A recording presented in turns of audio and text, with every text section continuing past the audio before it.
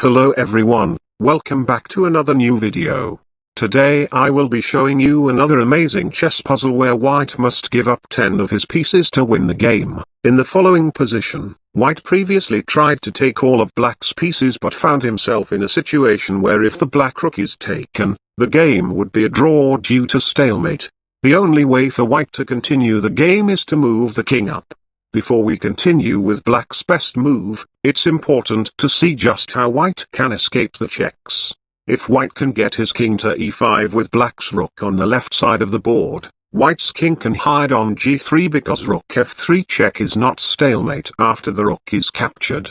Also, if white can give up his bishop on e6, he can escape the checks after white gets his king to a square where any check can be met by a queen move and win the game, because if the queen can move away, black's king will no longer be stalemated.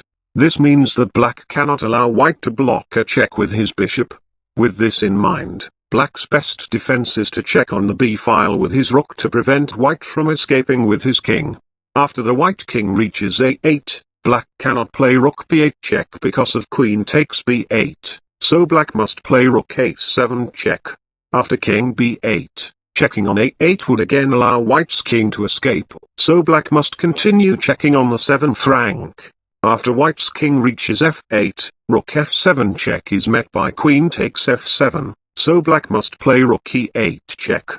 After king f7 rook e7 check king f6. It seems that white is winning as rook takes e6 allows king f5 rook f6 king e5 and soon the checks are stopped, but after rook f7 check, king e5 is met by rook f5 check, preventing white's king from reaching f4. It seems that black is for sure holding the draw, but white can play king d6 rook d5 check king e7 rook d7 check and now play king to f8 so that after rook d8 check king f7. White can give up his first piece after rook d7 check with knight to e7. With the knight on c6 gone, white can play the brilliant move king to d6 and then play king to c7. Now, after rook d7 check king b6, rook b7 check is met by the move king c6, and after rook b6 check white can play the move king to c7 with a winning position as rook b7 check allows king to d6 and e5. While rook c6 check is met by king d8 and black cannot prevent white from giving up his bishop. As a result, we can now come to the further conclusion that black must try to keep his rook on the right side of white's king at all times to not lose. Going back to king d6, black is forced to play rook d6 check, and after king a5, rook d5 check allows white to give up another piece with knight to b5. And we have almost returned to the original position except that white has managed to give up 2 pieces. However, after the cycle repeats another time, it still seems that white has not made any progress. But instead of king c7, white can play king c6 rook d6 check king b5. After rook b6 check, if white continues with king c5, black can play rook c6 check king d5 rook c5 check. And capturing the a4 pawn would mean that white's king no longer has g3 to hide on, while king to d6 simply allows rook to d5 check and white has not made any progress. White must play king c4 after rook b6 check. To prevent white's king from reaching d5 and e5, black must play rook c6 check. After king to b3 rook to c3 check king to f4 rook to c4 check, white can give up another piece with pawn to b4. The same cycle of moves repeats again, and after we get back to the king c6 rook d6 check stage, white can play king c5.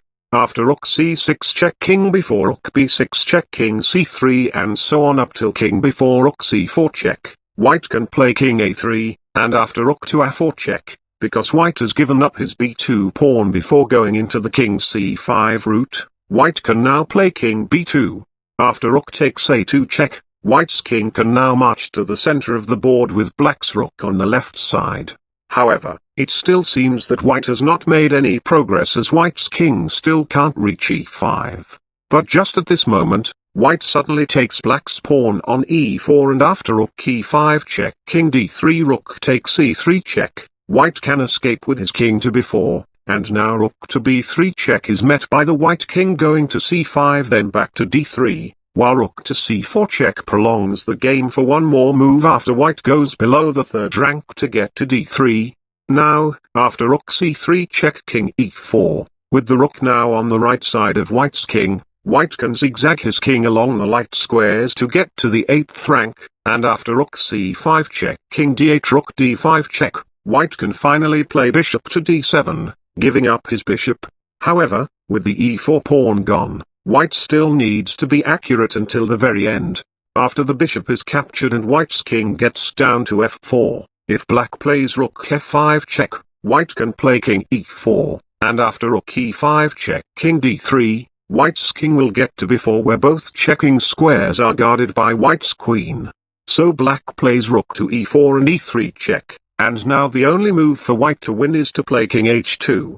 After rook takes h3 check king g1, if black plays rook h1 check white will play king g2, and even though black can actually win the queen back, the resulting position is an easily winning rook endgame after rook to f5.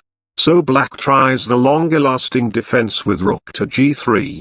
Since king f1 would be a blunder due to rook g1, white gives up his second rook with rook g2, and after black gives the last series of checks along the second rank, the point of white giving up his a2 pawn before taking on e4 finally becomes clear. If white still has his a2 pawn, black can play rook to b1 check with a draw. But with the a2 pawn gone, after rook b1 check white can play king a2 and rook b2 is met by king a3, while rook a1 check is also losing as after king b2 rook b1 check king a3, rook a1 check is met by white sacrificing his final piece with queen to a2, and after rook takes a2 check king takes a2 white has a winning pawn endgame after giving up 10 pieces in the last 90 moves. Finally, if black plays rook takes g4 check instead of rook e3 check, white can get his king to c3 along the third rank and now rook d3 check is met by rook takes d3. Thank you for watching, and if you want to see more brilliant chess puzzles be sure to like and subscribe for more.